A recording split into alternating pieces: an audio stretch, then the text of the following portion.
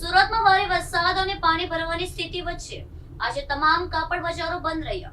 વેપારીઓ સુરક્ષા અને સાવચેતીને પ્રાથમિકતા આપી નિર્ણય લીધો હતો.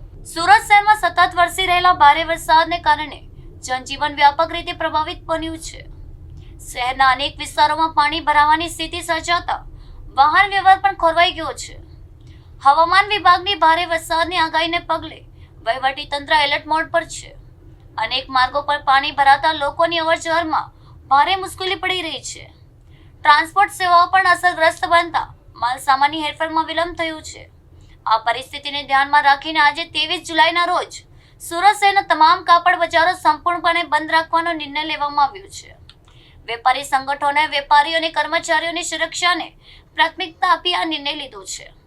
બજારો બંધ રહેતા વેપાર વાણિજ્ય પર પણ અસર જોવા મળી રહી છે. વેપારીઓ જરૂરી ન હોય તો બહાર ન નીકળવાની અપીલ કરી છે. તંત્ર દ્વારા પણ નાગરિકોને સાવચેતી રાખવા અને પાણી ભરાયેલા વિસ્તારોમાં જવાનું ટાળવા સૂચના આપવામાં આવી છે. હવામાન વિભાગે આગામી કલાકોમાં પણ ભારે વરસાદની શક્યતા વ્યક્ત કરી છે, જેના પગલે શહેરમાં પરિસ્થિતિ પર સતત નજર રાખવામાં આવી રહી છે.